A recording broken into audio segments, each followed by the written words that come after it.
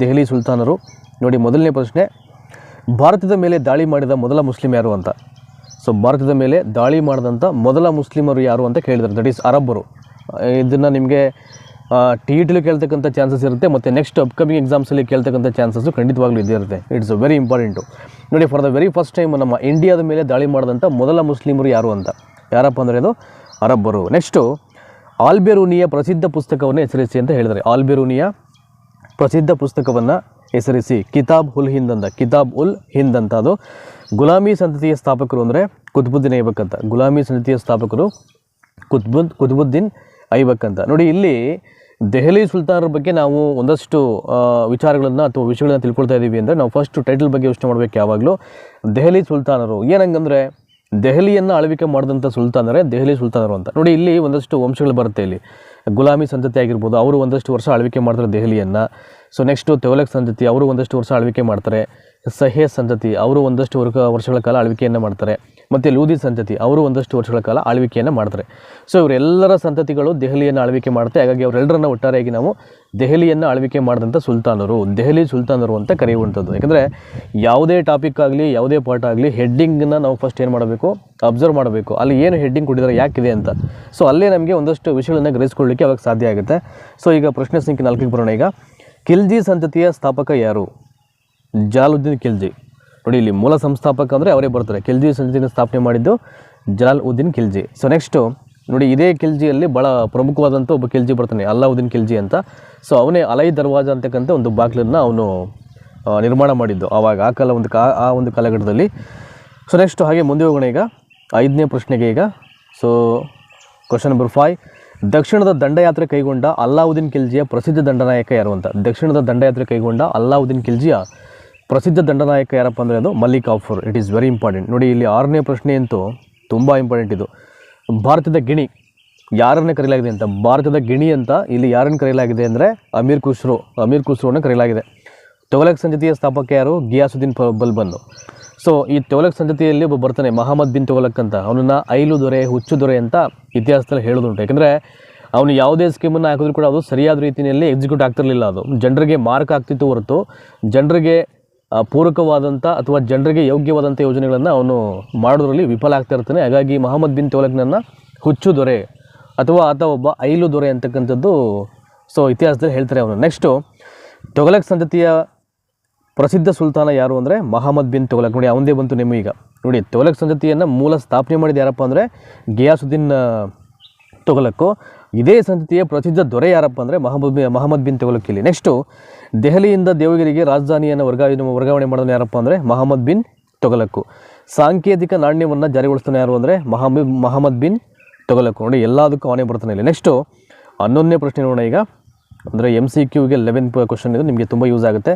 ದೆಹಲಿಯಲ್ಲಿ ಕುತುಬ್ ಮಿನಾರ್ ನಿರ್ಮಾಣವನ್ನು ಆರಂಭ ಮಾಡಿದ್ರೆ ಯಾರು ಅಂದರೆ ಕುತುಬುದ್ದೀನ್ ಐಬಕ್ ಅಂತ. ದೆಹಲಿಯಲ್ಲಿ ಕುತುಬ್ ಮಿನಾರ್ ನಿರ್ಮಾಣ ಮಾಡೋದು ಯಾರಪ್ಪ ಅಂದರೆ ಕುತುಬುದ್ದೀನ್ ಐಬಕ್. ಅದನ್ನು ಪೂರ್ಣಗೊಳಿಸೋರು ಯಾರು ಅಂದರೆ ಇಲ್ತಮಸ್. ಅರ್ಥ ಮಾಡ್ಕೊಳ್ಬೇಕು ನೀವು. ಅದನ್ನು ಆರಂಭ ಮಾಡೋದು ಕುತುಬುದ್ದೀನ್ ಐಬಕ್, ಅದನ್ನು ಪೂರ್ಣಗೊಳಿಸೋದು ಯಾರಪ್ಪ ಅಂದರೆ ಇಲ್ತಮಸ್ಸಲ್ಲಿ. ಸೊ ಹಾಗೆ ಜಸ್ಟ್ 1.5-2 ನಿಮಿಷದಲ್ಲಿ ಈಗ ಕ್ವಿಕ್ಕಾಗಿ ರಿವಿಷನ್ ಮಾಡಿಬಿಡ್ತೀನಿ ಈ 1ರಿಂದ 11ನೇ ಪ್ರಶ್ನೆಗಳು ಏನಿದೆ ಅದನ್ನು. For the very first time ಇಂಡಿಯಾದ ಮೇಲೆ ದಾಳಿ ಮಾಡಿದಂಥ ಮೊದಲ ಮುಸ್ಲಿಂ ಯಾರು ಅಂದರೆ ಅರಬ್ಬರು. ನೆಕ್ಸ್ಟು ಆಲ್ಬರೂನಿಯ ಪ್ರಸಿದ್ಧ ಪುಸ್ತಕವನ್ನು ಹೆಸರಿಸಿ ಅಂದರೆ ಕಿತಾಬುಲ್ ಹಿಂದ್. ಗುಲಾಮಿ ಸಂತತಿಯ ಸ್ಥಾಪಕ ಯಾರು ಅಂದರೆ ಕುತುಬುದ್ದೀನ್ ಐಬಕ್. ಖಿಲ್ಜಿ ಸಂತತಿಯ ಸ್ಥಾಪಕ ಯಾರು ಅಂದರೆ ಜಲಾಲುದ್ದೀನ್ ಖಿಲ್ಜಿ. ದಕ್ಷಿಣ ದಂಡಯಾತ್ರೆ ಕೈಗೊಂಡ ಅಲ್ಲಾವುದ್ದೀನ್ ಖಿಲ್ಜಿಯ ಪ್ರಸಿದ್ಧ ದಂಡನಾಯಕ ಯಾರಪ್ಪ ಅಂದರೆ ಮಲ್ಲಿಕ್ ಕಾಫೂರು. ಭಾರತದ ಗಿಣಿ ಎಂದು ಯಾರನ್ನು ಕರೆಯಲಾಗಿದೆ ಅಂದರೆ ಅಮೀರ್ ಖುಸ್ರೋ. ತೆವಲಕ್ ಸಂತತಿಯ ಸ್ಥಾಪಕ ಯಾರು ಅಂದರೆ ಗಿಯಾಸುದ್ದೀನ್ ಬಲ್ಬನ್ನು. ತೆವಲಕ್ ಸಂತತಿಯ ಪ್ರಸಿದ್ಧ ಸುಲ್ತಾನ ಯಾರಪ್ಪ ಅಂದರೆ that is Muhammad bin Tughlaq. So next ದೆಹಲಿಯಿಂದ ದೇವಗಿರಿಗೆ ರಾಜಧಾನಿಯನ್ನು ವರ್ಗಾವಣೆ ಮಾಡೋರು ಯಾರಪ್ಪ ಅಂದರೆ ಅದಕ್ಕೂ ಕೂಡ ಮಹಮ್ಮದ್ ಬಿನ್ ತೆವಲಕ್ಕು. ಇನ್ನು ಸಾಂಕೇತಿಕ ನಾಣ್ಯವನ್ನು ಜಾರಿಗೊಳಿಸೋನು ಯಾರಪ್ಪ ಅಂದರೆ ಮಹಮ್ಮದ್ ಬಿನ್ ತೆವಲಕ್ಕು.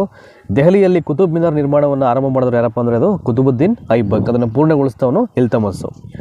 ಸೊ ನೆಕ್ಸ್ಟು ಈಗ 2ನೇ ಮೇಲಿರ್ತಕ್ಕಂಥ ಕೆಲವೊಂದು ಪ್ರಶ್ನೆಗಳು ನಿಮಗೆ ಹಲವಾರು ವಿಷಯಗಳನ್ನು ಗ್ರಹಿಸ್ಕೊಳ್ಳೋಕ್ಕೆ ತುಂಬ ಸಹಾಯ ಮಾಡುತ್ತೆ. ಅಂದರೆ ಈ ದೆಹಲಿ ಸುಲ್ತಾನರ ಪಾಠದಲ್ಲಿ ನೋಡಿ, ಇದರಲ್ಲಿ ಫಸ್ಟ್ ಒನ್ನು 2ನೇ ತರೈನ್ ಕದನ ನಡೆದ ವರ್ಷ ಯಾವುದು, ಅದು ಯಾರ ನಡುವೆ ನಡೆಯಿತು ಅಂತ. It is very important. The second Tarain war ಯಾವಾಗ ನಡೆಯುತ್ತೆ ಅದು, ಮತ್ತು ಯಾರ ಮಧ್ಯೆ ನಡೆಯುತ್ತೆ ಅಂತ ಅದು ಈ ಕ್ವಶನ್ ಅದು. ನೋಡಿ, ಇಲ್ಲಿ ಕ್ರಿಸ್ತಶಕ 1197ರಲ್ಲಿ ಮಹಮ್ಮದ್ ಗೋರಿ ಮತ್ತು Prithviraj Chauhan. It is very important. Tarain war ನಡೆದಾಗ ಎರಡನೇದು, ಮೊದಲನೇದು 91, 2ನೇ ತರೈನ್ ವಾರು 1997ರಲ್ಲಿ. ಮೊದಲನೇ ತರೈನ್ ವಾರು 1191, 2ನೇ ತರೈನ್ ವಾರು 1197ರಲ್ಲಿ. ಸೊ ಯಾರ ನಡುವೆ ಅಂದರೆ ಮಹಮ್ಮದ್ ಗೋರಿ ಮತ್ತು ಪೃಥ್ವಿರಾಜ್ ಚೌಹಾಣ್ ನಡುವೆ ಈ ಒಂದು ಸೆಕೆಂಡ್ ಟ್ರೈನ್ ವಾರ್ ನಡೆಯುತ್ತೆ. ಸೊ ನೆಕ್ಸ್ಟು ದೆಹಲಿಯನ್ನು ಆಳಿದ ಯಾವುದಾದ್ರು 2 ಸುಲ್ತಾನ ಸಂತತಿಗಳನ್ನು ಹೆಸರಿಸಿ ಅಂತಿದೆ. ಇದರ ಹಲವಾರು ಬರುತ್ತೆ 4ರಿಂದ 5. ಅದರಲ್ಲಿ ಭಾಳ ಪ್ರಮುಖವಾಗಿ 2 ಅಂದರೆ ಒಂದು ಗುಲಾಮಿ ಸಂತತಿ, ಇನ್ನೊಂದು ಖಿಲ್ಜಿ ಸಂತತಿ. ಗುಲಾಮಿ ಸಂತತಿಯಲ್ಲಿ ಭಾಳ ಪ್ರಮುಖವಾಗಿ ಬರೋನು ಕುತ್ಬುದ್ದೀನ್ ಐಬಕ್. ಖಿಲ್ಜಿ ಸಂತತಿಯಲ್ಲಿ ಭಾಳ ಪ್ರಮುಖವಾಗಿ ಬರೋನು ಅಲ್ಲಾವುದ್ದೀನ್ ಖಿಲ್ಜಿ, ಅಥವಾ ಅದನ್ನು ಸ್ಥಾಪನೆ ಮಾಡಿದನು ಜಲಾಲುದ್ದೀನ್ ಖಿಲ್ಜಿ. ಅದಕ್ಕೆ ನೆಕ್ಸ್ಟು ಅಲ್ಲಾವುದ್ದೀನ್ ಖಿಲ್ಜಿ ಕಟ್ಟಿಸಿದಂತಹ ಯಾವುದಾದರೂ 2 ಪ್ರಮುಖ ಸ್ಮಾರಕಗಳನ್ನು ಹೆಸರಿಸಿ ಅಂತ. ಪ್ರಮುಖ ಸ್ಮಾರಕಗಳು ಅಲ್ಲಾವುದ್ದೀನ್ ಖಿಲ್ಜಿ ಕಟ್ಟಿಸಿದ್ದು ಯಾವ ಒಂದು ಸಂತತಿಗೆ ಬರ್ತಾನೆ ಅಂದರೆ ಇವನು ತುಘಲಕ್ ಸಂತತಿಯಲ್ಲಿ ಹಜಾರಾ ಸಿತಮ್ ಅರಮನೆ ಮತ್ತು ಸಿರಿಯಾ ಕೋಟೆ ಅಂತ. ಯಾವುದು 2 ಪ್ರಮುಖ ಸ್ಮಾರಕ? ಮೊದಲನೇದು ಹಜಾರಾ ಸಿತಮ್ ಅರಮನೆ ಮತ್ತು ಸಿರಿಯಾ ಕೋಟೆ ಅಂತ. ನೆಕ್ಸ್ಟು 2ನೇ ಸಿಕಂದರ್ ಎಂದು ಅಲ್ಲಾವುದ್ದೀನ್ ಖಿಲ್ಜಿಯು ತನ್ನನ್ನು ಕರೆಸಿಕೊಂಡಿದ್ದು ಏಕೆ? 2ನೇ ಸಿಕಂದರ್ ಎಂದು ಅಲ್ಲಾವುದ್ದೀನ್ ಖಿಲ್ಜಿಯು ತನ್ನನ್ನು ಕರೆಸಿಕೊಂಡಿದ್ದು ಏಕೆ ಅಂತ ಇದೆ ಇಲ್ಲಿ. ಸೊ ಇದರಲ್ಲಿ ಅಲ್ಲಾವುದ್ದೀನ್ ಅಲೆಕ್ಸಾಂಡರ್ ಹಾಗೆ ಇಡೀ ಪ್ರಪಂಚವನ್ನೇ ಗೆಲ್ಲಬೇಕೆಂಬ ಮಹತ್ವಾಕಾಂಕ್ಷೆ ಹೊಂದಿದ್ದನು. ಅಲ್ಲಾವುದ್ದೀನನು ಅಲೆಕ್ಸಾಂಡರ್ ಹಾಗೆ ಇಡೀ ಪ್ರಪಂಚವನ್ನೇ ಗೆಲ್ಲಬೇಕೆಂಬ ಮಹತ್ವಾಕಾಂಕ್ಷೆ ಹೊಂದಿದ್ದನು. ನೆಕ್ಸ್ಟು ಅಲ್ಲಾವುದ್ದೀನ್ ಖಿಲ್ಜಿಯ 2 ಸೇನಾಪತಿಗಳನ್ನು ಹೆಸರಿಸಿ. ಸೊ ಯಾರು ಸೇನಾಪತಿಗಳು ಅಲ್ಲಾವುದ್ದೀನ್ ಖಿಲ್ಜಿದು? ಒಬ್ಬ ಉಲುಫ್ ಖಾನು, ಮತ್ತೊಬ್ಬ ನಸರತ್ ಖಾನ್. ನೋಡಿ, ಇವೆಲ್ಲ ಕೇಳತಕ್ಕಂಥ ಚಾನ್ಸಸ್ ಇರುತ್ತೆ. ಅಲ್ಲಾವುದ್ದೀನ್ ಖಿಲ್ಜಿಯ 2 ಸೇನಾಪತಿಗಳನ್ನು ಹೆಸರಿಸಿ, ಉಲುಫ್ ಖಾನ್ ಮತ್ತು ನಸರತ್ ಖಾನ್ ಅಂತ. ಅಂದರೆ ಈ ಒಂದು ಪ್ರಶ್ನೆಯನ್ನು MCQನಲ್ಲಿ ಕೇಳಿದಾಗ ನಮಗೆ ಅದನ್ನು ಬಿಡಿಸ್ಲಿಕ್ಕೆ ಗೊತ್ತಿರಬೇಕಾಗುತ್ತೆ. ಹಾಗಾಗಿ ನಾವು ಯಾವಾಗ ಕೆಲವೊಂದು ಪ್ರಶ್ನೆಗಳನ್ನು ಪ್ರಬಂಧ ಮಾದರಿಯಲ್ಲಿ 2-3 ವಾಕ್ಯದ ಸರಣಿಗಳಲ್ಲಿ ನಾವು ಅರ್ಥ ಮಾಡ್ಕೊಳ್ತೀವಿ, ಆ ಒಂದು ಪ್ರಶ್ನೆಗಳು ಭಾಳ ಈಸಿಯಾಗಿ ನಮಗೆ MCQ ಲೆವೆಲಲ್ಲಿ ಅದನ್ನು ಬಿಡಿಸ್ಲಿಕ್ಕೆ ನಮಗೆ ತುಂಬ ಹೆಲ್ಪ್ ಆಗುತ್ತೆ. ಹಾಗಾಗಿ ನಾವು ಅದನ್ನು ವಿಶ್ಲೇಷಣಾತ್ಮಕವಾಗಿ ಓದ್ಕೊಂಡು ಅರ್ಥ ಮಾಡ್ಕೊಳ್ಬೇಕು. ಆವಾಗ ನಮಗೆ MCQ ಯೂಸ್ ಆಗುತ್ತೆ ಅದು. ಸೊ ಅಲ್ಲಾವುದ್ದೀನ್ ಖಿಲ್ಜಿಯ 2 ಸೇನಾಪತಿಗಳನ್ನು ಹೆಸರಿಸಿ ಅಂದರೆ ಉಲುಫ್ ಖಾನ್ ಮತ್ತು ನಸರತ್ ಖಾನ್ ಅಂತ. ಸೊ ನೆಕ್ಸ್ಟು ಇನ್ನು 6ನೇ ಪ್ರಶ್ನೆ ನೋಡೋಣ ಈ ಒಂದು ಮೇನಲ್ಲಿ. ನಾವು we are in question number 6. ನೋಡಿ, ಇಲ್ಲಿದೆ ಮಹಮ್ಮದ್ ಬಿನ್ ತುಘಲಕ್ ರಾಜಧಾನಿಯನ್ನು ವರ್ಗಾವಣೆ ಮಾಡಿದ್ದಕ್ಕೆ ಯಾವುದಾದರೂ 2 ಕಾರಣಗಳನ್ನು ನೀಡಿ ಅಂತ. ಮಹಮ್ಮದ್ ಬಿನ್ ತುಘಲಕ್ ರಾಜಧಾನಿಯನ್ನು ವರ್ಗಾವಣೆ ಮಾಡಿದ್ದಕ್ಕೆ ಯಾವುದಾದರೂ 2 ಕಾರಣಗಳನ್ನು ನೀಡಿ ಅಂತ ಇದೆ. ಸೊ ಮೊದಲನೇ ರೀಸನು ದಕ್ಷಿಣ ಭಾರತದ ಕಡೆ ತನ್ನ ಸಾಮ್ರಾಜ್ಯವನ್ನು ವಿಸ್ತಾರ ಮಾಡಲಿಕ್ಕೆ. ಮತ್ತೊಂದು ರೀಸನು ಮಂಗೋಲರ ದಾಳಿಗಳನ್ನು ತಪ್ಪಿಸಿಕೊಳ್ಳುವುದು. ಮೊದಲನೇದು ದಕ್ಷಿಣ ಭಾರತದ ಕಡೆ ತನ್ನ ಸಾಮ್ರಾಜ್ಯವನ್ನು ವಿಸ್ತರಿಸುವುದು, 2ನೇದು ಮಂಗೋಲರ ದಾಳಿಗಳನ್ನು ತಪ್ಪಿಸಿಕೊಳ್ಳುವುದು ಅಂತ ಇದೆ. ನೆಕ್ಸ್ಟ್ 7ನೇ ಪ್ರಶ್ನೆ, ತುಘಲಕ್ ಕಾಲದ 2 ಇತಿಹಾಸಕಾರರನ್ನು ಹೆಸರಿಸಿ ಅಂತ. ತುಘಲಕ್ ಕಾಲದ 2 ಇತಿಹಾಸಕಾರರನ್ನು ಹೆಸರಿಸಿ. ಸೊ ಮೊದಲನೇದು ಬಂದು ದಟ್ ಈಸ್ ಜಿಯಾವುದ್ದೀನ್ ಬರಾನಿ ಮತ್ತು ಇಬನ್ ಬತೂತಾ ಅಂತ. ಮೊದಲನೇದು ಜಿಯಾವುದ್ದೀನ್ ಬರಾನಿ, ಇನ್ನೊಂದು ಇಬನ್ ಬತೂತಾ. ಸೊ ತುಘಲಕ್ ಕಾಲದ 2 ಇತಿಹಾಸಕಾರರಪ್ಪ ಅಂದರೆ ಜಿಯಾವುದ್ದೀನ್ ಬರಾನಿ ಒಂದು, ಮತ್ತು ಇನ್ನೊಂದು ಇಬನ್ ಬತೂತಾ. ನೆಕ್ಸ್ಟು ತಾರಿಕ್ ಇ ಫಿರೋಜ್ ಶಾಹಿ. ಭಾಳ ಈಸಿಯಾಗಿ ಇದನ್ನು ಗೆಸ್ ಮಾಡಿಬಿಡ್ಬೋದು. ತಾರಿಕ್ ಇ ಫಿರೋಜ್ ಶಾಹಿಯನ್ನು ಬರೆಯಲಿಕ್ಕೆ ಆರಂಭ ಮಾಡಿದ್ರೆ ಯಾರು, ಮತ್ತು ಅದನ್ನು ಪೂರ್ಣಗೊಳಿಸ್ತವ್ರು ಯಾರು ಅಂತ. It is very important. ಬರೆಯಲಿಕ್ಕೆ ಆರಂಭ ಮಾಡಿದವನು ಒಬ್ಬನಾದರೆ ಅದನ್ನು ಪೂರ್ಣಗೊಳಿಸ್ತವನು ಮತ್ತೊಬ್ಬ ಆಗಿರ್ತಾನೆ. ಅದಕ್ಕೆ ಏನು ಮಾಡಬೇಕು, ಪ್ರಶ್ನೆಯನ್ನು ನಾವು ಸರಿಯಾಗಿ ಅರ್ಥ ಮಾಡ್ಕೊಳ್ಬೇಕಾಗುತ್ತೆ. ತಾರಿಕ್ ಇ ಫಿರೋಜ್ ಶಾಹಿ ಇದನ್ನು ಯಾರು ಸ್ಟಾರ್ಟ್ ಮಾಡಿದರು, ಯಾರು ಎಂಡ್ ಮಾಡಿದರು ಅಂತ. ಜಿಯಾವುದ್ದೀನ್ ಬರಾನಿ ಇದನ್ನು ಬರೆಯೋಕ್ಕೆ ಸ್ಟಾರ್ಟ್ ಮಾಡಿದ್ದು, ಅದನ್ನು ಎಂಡ್ ಮಾಡಿದ್ದು ಶಾಮ್ಸ್ ಇ ಸಿರಾಜ್ ಅಫೀಸ್ ಅಂತ. ಶಾಮ್ಸ್ ಇ ಸಿರಾಜ್ ಅಫೀಫ್ ಅಂತಕ್ಕಂಥವ್ರು ಅದನ್ನು ಎಂಡ್ ಮಾಡ್ತಾನೆ. ಸೊ ನೆಕ್ಸ್ಟು ಅಮೀರ್ ಖುಸ್ರೋವಿನ 2 ಗ್ರಂಥಗಳನ್ನು ಹೆಸರಿಸಿ. ಅಮೀರ್ ಖುಸ್ರೋ ಆವಾಗಲೇ ಹೇಳಿದೆ, ಅವನನ್ನು ಭಾರತದ ಗಿಳಿ ಅಂತ ಕರೀತಾರೆ, ಅವನ್ನ ದ ಪ್ಯಾರೆಟ್ ಆಫ್ ಇಂಡಿಯಾ. ಇನ್ನು ಅವನು ಬರೆದಂಥ 2 ಗ್ರಂಥಗಳು ಯಾವುದಪ್ಪ ಅಂದರೆ ಖಜಾನ್ ಉಲ್ ಫುತುಹ್ ಅಂತ, ಇನ್ನೊಂದು ತಾರಿಕ್ ಇ ಅಲೈ. ಖಜಾನ್ ಉಲ್ ಫುತುಹ್ ಮತ್ತು ತಾರಿಕ್ ಇ ಅಲೈ ಅಂತಕ್ಕಂಥದ್ದು ಇದಕ್ಕೆ ಸರಿಯಾದಂಥ ಆನ್ಸರ್ ಆಗುತ್ತೆ. ಸೊ ನೆಕ್ಸ್ಟು ಈಗ ಪ್ರಬಂಧ ಮಾದರಿಯಲ್ಲಿ ಅತಿ ಹೆಚ್ಚು ವಿಷಯಗಳನ್ನು ಒಳಗೊಂಡಂಥ ಒಂದು ಮಾದರಿಯಲ್ಲಿ ಪ್ರಶ್ನೆಯನ್ನು ಅರ್ಥ ಮಾಡ್ಕೊಳ್ಬೇಕು ನಾವು. ಸೊ ಅವರೇ ಉತ್ತರವನ್ನು ಹೇಳಿದ್ದಾರೆ. ಈಗ ನಾವು ಒಂದೊಂದನ್ನೇ ಗ್ರಹಿಸ್ಕೊಳ್ಳೋದಕ್ಕೆ ನಾವು ಇಲ್ಲಿ ಪ್ರಯತ್ನ ಮಾಡಬೇಕಾಗುತ್ತೆ. ಸೊ ಇಲ್ಲಿ ಈ ಮೇನಲ್ಲಿ ಅಲ್ಲಾವುದ್ದೀನ್ ಖಿಲ್ಜಿಯ ದಕ್ಷಿಣ ಭಾರತದ ದಂಡಯಾತ್ರೆಯ ಬಗ್ಗೆ ಒಂದು ಟಿಪ್ಪಣಿ ಬರೆಯಿರಿ ಅಂತ ಕೇಳಿದರೆ, ಅಲ್ಲಾವುದ್ದೀನ್ ಖಿಲ್ಜಿಯ ದಕ್ಷಿಣ ಭಾರತದ ದಂಡಯಾತ್ರೆಯ ಬಗ್ಗೆ ಒಂದು ಟಿಪ್ಪಣಿ ಬರೆಯಿರಿ ಅಂತಿದೆ. ಬಟ್ ಇಲ್ಲಿ ಟಿಪ್ಪಣಿಗಿಂತ ಜಾಸ್ತಿ ಮಾಹಿತಿ ಇದೆ, ಅವೆಲ್ಲವನ್ನು ನಿಮ್ಗೆ ಹೇಳ್ತೀನಿ ಏನಿದೆ ಅಂತ. ಅಂದರೆ ಅವನು ಎಲ್ಲೆಲ್ಲಿ ದಂಡಯಾತ್ರೆ ಮಾಡ್ದ, ಎಲ್ಲೆಲ್ಲಿ ಆಕ್ರಮಣ ಮಾಡ್ದ, ಸೊ ಹೇಗೆಲ್ಲ ಗೆದ್ದ, ಅವನು ಗೆದ್ದಂತರದಲ್ಲಿ ಅವನು ಏನು ಮಾಡ್ದ, ಎಲ್ಲವೂ ಇದೆ ಈಗ. ನೆಕ್ಸ್ಟ್ ಮೊದಲನೇದು 1307ರಲ್ಲಿ ಫಸ್ಟ್ ಏನು ಮಾಡ್ತಾನೆ ಅಲ್ಲಾವುದ್ದೀನ್ ಖಿಲ್ಜಿ, ದೇವಗಿರಿಯ ಮೇಲೆ ಅವನು ಆಕ್ರಮಣವನ್ನು ಮಾಡ್ತಾನೆ. ನೋಡಿ ಯಾವ ಇಸ್ವಿ ಅದು, 1307ರಲ್ಲಿ. ಆ ದೇವಗಿರಿಯಲ್ಲಿ ಒಬ್ಬ ರಾಜ ಇರ್ತಾನೆ, ಯಾರು, ರಾಮಚಂದ್ರ ದೇವ ಅಂತ. ಅವನು ಗುಜರಾತ್ನ ರಾಣಾ ಕರ್ಣದೇವನಿಗೆ ಆಶ್ರಯವನ್ನು ನೀಡಿದ್ದು ಮತ್ತು ಸುಮಾರು 3 ವರ್ಷಗಳಿಂದ ಅಲ್ಲಾವುದ್ದೀನ್ಗೆ ವಾರ್ಷಿಕ ಕಪ್ಪ ಕಾಣಿಕೆಯನ್ನು ನೀಡದೇ ಇದ್ದ ಕಾರಣ ಇಮಿಡಿಯೇಟ್ ಏನು ಮಾಡ್ತಾನೆ ಅಲ್ಲಾವುದ್ದೀನ್ ಖಿಲ್ಜಿ ಮಲ್ಲಿಕಾಫುರ್ನ ಒಂದು ನಾಯಕತ್ವದಲ್ಲಿ ದೇವಗಿರಿಯ ಮೇಲೆ ದಾಳಿ ಮಾಡಲು ತನ್ನ ಸೈನ್ಯವನ್ನು ಕಳಿಸ್ತಾನೆ ಅಂತ. ಬಟ್ ಅವನು ಹೋಗಲ್ಲ. ಮಲ್ಲಿಕಾಫುರ್ನ ನಾಯಕತ್ವದಲ್ಲಿ ಒಂದು ಸೈನ್ಯವನ್ನು ಕಳಿಸ್ತಾನೆ ದೇವಗಿರಿ ಮೇಲೆ. ಆ ದೇವಗಿರಿಯ ರಾಜ ರಾಮಚಂದ್ರ ದೇವನ ವಿರುದ್ಧವಾಗಿ ನೀವು ಏನು ಮಾಡಬೇಕು, ಆಕ್ರಮಣ ಮಾಡಲೇಬೇಕು ಅಂತ ಕಳಿಸ್ತಾನೆ. ಇಲ್ಲಿ 2 ಕಾರಣ. ಮೊದಲನೇದು ಬಂದು ಗುಜರಾತ್ನ ರಾಣಾ ಕರ್ಣದೇವನಿಗೆ ಆಶ್ರಯವನ್ನು ನೀಡಿದ್ದು, ಆಯಿತಾ. ಇನ್ನೊಂದು ಸುಮಾರು 3 ರಿಂದ 4 ವರ್ಷಗಳ ಕಾಲ ಅಲ್ಲಾವುದ್ದೀನ್ ಖಿಲ್ಜಿಗೆ ಆತ ಯಾವುದೇ ರೀತಿಯ ಕಪ್ಪ ಕಾಣಿಕೆಯನ್ನು ಕೊಡದೆ ನಿಲ್ಲಿಸಿದ್ದು. ಇವೆರಡು ಮೇನ್ ರೀಸನ್ಸಿಂದ ಸೊ ಇಲ್ಲಿ ಮಲ್ಲಿಕಾಫುರ್ನ ಒಂದು ಹ್ಯಾಂಡ್ ಓವರ್ ಅಂದರೆ ನಾಯಕತ್ವದಲ್ಲಿ ಅವನ ಒಂದು ಟೀಮ್ನಲ್ಲಿ ಒಂದಷ್ಟು ಸೈನ್ಯವನ್ನು ಕಳಿಸ್ತಾನೆ ದೇವಗಿರಿ ಮೇಲೆ ಏನು ಮಾಡಬೇಕು, ಆಕ್ರಮಣ ಮಾಡಬೇಕು ಅಂತ. ನೆಕ್ಸ್ಟು ರಾಜ ರಾಮಚಂದ್ರ ದೇವನು ಯುದ್ಧದಲ್ಲಿ ಸೋತು ವಾರ್ಷಿಕ ಕಪ್ಪ ನೀಡಲು ಒಪ್ಪಿದ ಕಾರಣ ಅವನ ರಾಜ್ಯವನ್ನು ಅವನಿಗೆ ಹಿಂತಿರುಗಿಸಲಾಯಿತು. ಸೊ ಯಾವಾಗ ಮಲ್ಲಿಕ್ ಕಾಫೂರ್ನ ಒಂದು ನಾಯಕತ್ವದಲ್ಲಿ ಕಳಿಸ್ತಾನೆ ಸೈನ್ಯವನ್ನು, ಅವಾಗ ಇಮಿಡಿಯೇಟ್ ಏನು ಮಾಡ್ತಾನೆ ಆ ರಾಜ ಕರ್ಣದೇವ ಸೊ ದೇವಗಿರಿಯಲ್ಲಿ ಯುದ್ಧದಲ್ಲಿ ಸೋತ್ಬಿಡ್ತಾನೆ. ಅವಾಗ ಒಪ್ಕೊಳ್ತಾನೆ, ನನ್ನ ಕಡೆಯಿಂದ ತಪ್ಪಾಗಿತ್ತು, ಕಪ್ಪ ಕಾಣಿಕೆಯನ್ನು ಯಾವುದೇ ಕಾರಣಕ್ಕೂ ನಿಲ್ಲಿಸಲ್ಲ, ನಮ್ಮ ರಾಜ್ಯವನ್ನು ವಾಪಸ್ ಕೊಡಿ ಅಂದಾಗ ಅಲ್ಲಿ ಅವನ ರಾಜ್ಯವನ್ನು ಮತ್ತೆ ವಾಪಸ್ ಕೊಡ್ಬಿಡ್ತಾನೆ. ಯಾರೋ ಈ ಅಲ್ಲಾವುದ್ದೀನ್ ಖಿಲ್ಜಿ. ಇದು ಮೊದಲನೇದಾಯಿತು ದೇವಗಿರಿ ಮೇಲೆ ಆಕ್ರಮಣ ಮಾಡಿದ್ದು. ಸೊ ನೆಕ್ಸ್ಟು ಈಗ ವಾರಂಗಲ್ ಮೇಲೆ ದಂಡಯಾತ್ರೆ 1309 ಇಸ್ವಿದು. ವಾರಂಗಲ್ ಮೇಲೆ ದಂಡಯಾತ್ರೆ ಮಾಡಿದ್ದು ಯಾವಾಗ ಅಂದರೆ 1309ರಲ್ಲಿ. ಸೊ ಮಲ್ಲಿಕ್ ಕಾಫೂರ್ ವಾರಂಗಲ್ ಮೇಲೆ ತನ್ನ ಬಲಾಢ್ಯ ಸೇನೆಯ ಜೊತೆಗೆ ದಾಳಿ ಮಾಡ್ತಾನೆ. ಆದರೆ ವಾರಂಗಲ್ನ ರಾಜ ಪ್ರತಾಪರುದ್ರ ದೇವನು ಶರಣಾಗತನಾಗಿ ಶಾಂತಿ ಒಪ್ಪಂದವನ್ನು ಮಾಡ್ಕೊಳ್ತಾನೆ. ಅಂದರೆ ಮಲ್ಲಿಕ್ ಕಾಫೂರ್ನ ಒಂದು ಸೈನ್ಯ ನೋಡಿಬಿಟ್ಟು ನಡಗ್ಬಿಡ್ತಾನೆ ಅವನು. ಯಾರು? ಈ ವಾರಂಗಲ್ನ ರಾಜ ಪ್ರತಾಪರುದ್ರ. ಹಾಗಾಗಿ ಇವನ್ನ ವಿರುದ್ಧವಾಗಿ ಯುದ್ಧವನ್ನು ಮಾಡದೆ ಸೋಲನ್ನು ಒಪ್ಕೊಬಿಡ್ತಾನೆ, ಶರಣಾಗ್ಬಿಡ್ತಾನೆ ಅವನು.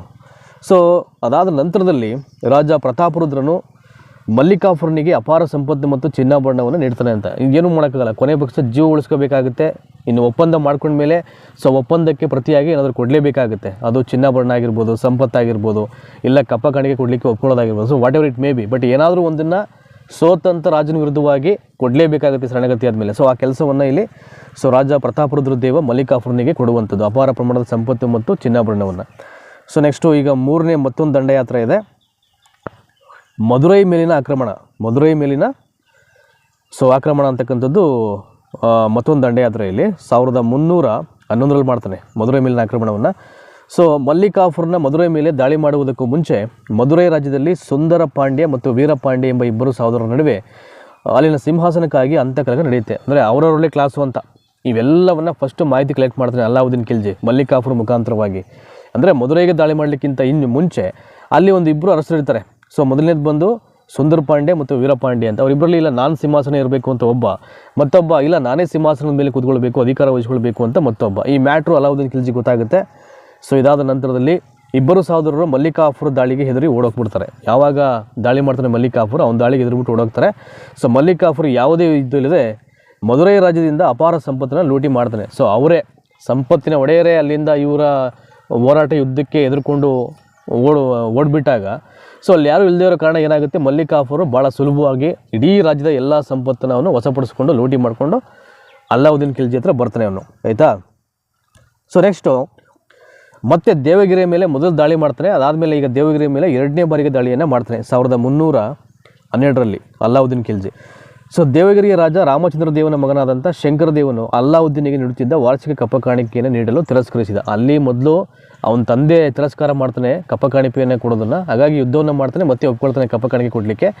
ಅದಾದಮೇಲೆ ಸೆಕೆಂಡ್ ಟೈಮಲ್ಲಿ ದೇವಗಿರಿ ಮೇಲೆ ಆಕ್ರಮಣ ಮಾಡಿದಾಗ ಅಲ್ಲಾವುದ್ದೀನ್ ಖಿಲ್ಜಿ ಮಲ್ಲಿಕ್ ಕಾಫೂರ್ ಕಳಿಸ್ಬಿಟ್ಟು ಅವನ ಮಗ ಯಾರೋ ರಾಜ ರಾಮಚಂದ್ರ ದೇವನ ಮಗನಾದ ಶಂಕರ ದೇವ ಅವನು ನಾನೇ ಯಾಕೆ ಕೊಡಬೇಕು ಅವನಿಗೆ ಕಪ್ಪ ಕಾಣಿಕೆ ಅಂದ್ಬಿಟ್ಟು ಇವನು ನಿಲ್ಲಿಸಿರ್ತಾನೆ ವಾರ್ಷಿಕ ಕಪ್ಪ ಕಾಣಿಕೆಯನ್ನು ಕೊಡ್ತಕ್ಕಂಥ ವಿಚಾರದಲ್ಲಿ. ಹಾಗಾಗಿ ಸೊ ಮಲ್ಲಿಕ್ ಕಾಫೂರ್ನ ಅಗೇನ್ ಅವನ ನಾಯಕತ್ವದಲ್ಲಿ ದೆಹಲಿಯ ಸೈನ್ಯ ದೇವಗಿರಿಯ ಮೇಲೆ ದಾಳಿ ಮಾಡಲಿಕ್ಕೆ ಸಜ್ಜಾಗುತ್ತೆ. ಸೊ ಮಲ್ಲಿಕ್ ಕಾಫೂರ್ ಏನು ಮಾಡ್ತಾನೆ, ಶಂಕರ ದೇವನನ್ನು ಸೋಲಿಸ್ಬಿಟ್ಟು ಅವನ್ನ ಬರೀ ಸೋಲಿಸೋದಲ್ಲ, ಅವನ್ನ ಕೊಲೆ ಮಾಡಿಬಿಡ್ತಾನೆ. ಮಲ್ಲಿಕ್ ಕಾಫೂರ್ ಕೊಲೆ ಮಾಡಿ ಇಡೀ ದೇವಗಿರಿ ರಾಜ್ಯವನ್ನು ಅಲ್ಲಾವುದ್ದೀನ್ ಸಾಮ್ರಾಜ್ಯದಲ್ಲಿ ವಿಲೀನಗೊಳಿಸ್ತಾನೆ. ಇದು ಒಂದು ದಂಡಯಾತ್ರೆಗಳು, ದೇವಗಿರಿ ಮೇಲೆ ಮಾಡಿದ್ದು, ಮಧುರೈ ಮೇಲೆ ಮಾಡಿದ್ದು, ಮತ್ತು ದೇವಗಿರಿ ಮೇಲೆ ಎರಡನೇ ಬಾರಿಗೆ ದಂಡಯಾತ್ರೆ ಮಾಡಿದ್ದು. ಇವೆಲ್ಲವೂ ಕೂಡ ಅಲ್ಲಾವುದ್ದೀನ್ ಖಿಲ್ಜಿಯ ದಿಗ್ವಿಜಯಗಳಿವೆಲ್ಲ.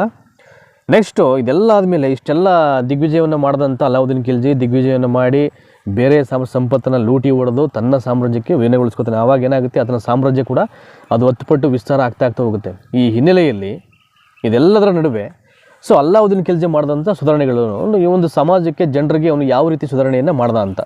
ಸೊ ಈ ಸುಧಾರಣೆಗಳನ್ನು ನಾವು ಒಂದು 2-3 ರೀತಿಯಲ್ಲಿ ಕ್ಲಾಸಿಫಿಕೇಷನ್ ಮಾಡ್ಕೊಳ್ಬೋದು. ಮೊದಲನೇದು ಆಡಳಿತ ಸುಧಾರಣೆಗಳು, ಅಡ್ಮಿನಿಸ್ಟ್ರೇಷನ್ ಸುಧಾರಣೆಗಳು. ಅದರಲ್ಲಿ ಸೊ ರಾಜ್ಯದಲ್ಲಿ ಸುಲ್ತಾನನ ವಿರುದ್ಧ ನಡೆಯುತ್ತಿದ್ದ ದಂಗೆಗಳನ್ನು ತಡೆಗಟ್ಟಲು ಹಲವಾರು ಕ್ರಮಗಳನ್ನು ಕೈಗೊಳ್ತಾನೆ. ಯಾರು ಮಾಡಬಾರ್ದು ನಮಗೆ ದಂಗೆಯನ್ನು ನನ್ನ ಮೇಲೆ ಅಂತ. ಇನ್ನು ಸರ್ದಾರರು ಮತ್ತು ಅಧಿಕಾರಿಗಳ ವೈವಾಹಿಕ ಸಂಬಂಧವನ್ನು ನಿರ್ಬಂಧ ಮಾಡ್ತಾನೆ. ಸರ್ದಾರರು ಮತ್ತು ಅಧಿಕಾರಿಗಳ ಗುಪ್ತ ಸಭೆ ಮತ್ತು ಸಮಾರಂಭಗಳು ಹಾಗೂ ಔತಣಕೂಟಗಳನ್ನು ನಿಷೇಧ ಮಾಡ್ತಾನೆ. ಇನ್ನು ಸರ್ದಾರರು ಮತ್ತು ಅಧಿಕಾರಿಗಳ ಮೇಲೆ ನಿಗಾ ವಹಿಸಲು ಗುಪ್ತಚರ ದಳವನ್ನು ನೇಮಕ ಮಾಡ್ತಾನೆ. ಇನ್ ಕೇಸ್ ನಮಗೆ ಮಾಹಿತಿ ಇಲ್ಲದೆ, ನಮಗೆ ಅರಿವಿಲ್ಲದೆ ಇವ್ರು ಏನಾದರೂ ಮಾಡ್ಬೋದು, ಆಪತ್ತಿರ್ಬೋದು ಅಂತಕ್ಕಂಥ ಉದ್ದೇಶದ ಹಿನ್ನೆಲೆಯಲ್ಲಿ ಒಂದು ಗುಪ್ತಚರ ದಳವನ್ನು ನೇಮಕ ಮಾಡ್ತಾನೆ ಇಲ್ಲಿ. ನೆಕ್ಸ್ಟು ಸರ್ದಾರರು ಮತ್ತು ಅಧಿಕಾರಿಗಳ ಹೆಚ್ಚುವರಿ ಸಂಪತ್ತನ್ನು ಮುಟ್ಟುಗೋಲು ಹಾಕಿದನು. ಮದ್ಯಪಾನ ಮತ್ತು ಧೂಮಪಾನ ಮಾಡೋದನ್ನು ನಿಷೇಧ ಮಾಡ್ತಾನೆ. ಇದೊಂದೇ ಒಳ್ಳೆ ಕೆಲಸ ಮಾಡಿದ್ದವನು, ಮದ್ಯಪಾನ ಮತ್ತು ಧೂಮಪಾನ ಮಾಡೋದನ್ನು ನಿಷೇಧ ಮಾಡೋದು. ನೆಕ್ಸ್ಟು ಇನ್ನು ಸೈನಿಕ ಸುಧಾರಣೆಗಳು. ಸೊ ಇಲ್ಲಿ ಯಾವ ರೀತಿಯಾಗಿ ಸುಧಾರಣೆಯನ್ನು ಜಾರಿ ತರ್ತಾನೆ ಅಂತ, ಸೈನಿಕ ಸುಧಾರಣೆಗಳು ಅಂದರೆ ಮಿಲಿಟರಿ ಫೋರ್ಸಲ್ಲಿ ಅಲ್ಲಾವುದ್ದೀನನು ತನ್ನ ಸಾಮ್ರಾಜ್ಯ ರಕ್ಷಣೆಗಾಗಿ ಒಂದು ಪ್ರಬಲ ಸೈನ್ಯವನ್ನು ಸ್ಥಾಪನೆ ಮಾಡ್ತಾನೆ. ಓಕೆ, ಅದಾದಮೇಲೆ ಕುದುರೆಗಳಿಗೆ ಮುದ್ರೆ ಹಾಕುವ ಪದ್ಧತಿಯನ್ನು ಜಾರಿಗೊಳಿಸ್ತಾನೆ. ನೋಡಿ ಇವೆಲ್ಲ ಕೇಳ್ಬೋದು ನಿಮಗೆ. ಮೊಟ್ಟ ಮೊದಲ ಬಾರಿಗೆ ಕುದುರೆಗಳಿಗೆ ಮುದ್ರೆ ಹಾಕ್ತಕ್ಕಂಥ ಪದ್ಧತಿಯನ್ನು ಯಾರು ಆರಂಭ ಮಾಡ್ತಾರೆ ಅಂದರೆ ಅದು ಅಲ್ಲಾವುದ್ದೀನ್ ಖಿಲ್ಜಿ. ಅದು ಸೈನಿಕರ ವಿವರಣಾತ್ಮಕ ದಾಖಲೆಗಳ ನಿರ್ವಹಣಾ ಪದ್ಧತಿಯನ್ನು ಜಾರಿಗೆ ತಂದನು. ಆರಿಜ್ ಇ ಮಮಾಲಿಕ್ ಸೈನ್ಯಾಧಿಕಾರಿಯಾಗಿದ್ದನು ಅಂತ. ನೋಡಿ ಸೈನ್ಯದ ಅಧಿಕಾರಿ ಯಾರಪ್ಪ ಅಂದರೆ ಕುದುರೆಗಳದು ಆರಿಜ್ ಇ ಮಮಾಲಿಕ್ ಅಂತ ಅವನು ಸೈನ್ಯದ ಅಧಿಕಾರಿಯಾಗಿರ್ತಾನೆ. ಸೊ ಅದನ್ನು ಬಿಟ್ಟರೆ ಜಾಗೀರ್ ಪದ್ಧತಿಯನ್ನು ರದ್ದುಪಡಿಸಿ ನೆಗದು ರೂಪದಲ್ಲಿ ವೇತನವನ್ನು ನೀಡಲು ಆರಂಭ ಮಾಡ್ತಾನೆ. ಅಂದರೆ ಯಾರು ಕೆಲಸ ಮಾಡ್ತಾರೆ ಅವರಿಗೆ ನೆಗದು ರೂಪದಲ್ಲಿ ಹಣವನ್ನು ಕೊಡಬೇಕು ಅಂತಕ್ಕಂಥದ್ದು ಅವನ ತೀರ್ಮಾನ ಆಗಿರುತ್ತೆ.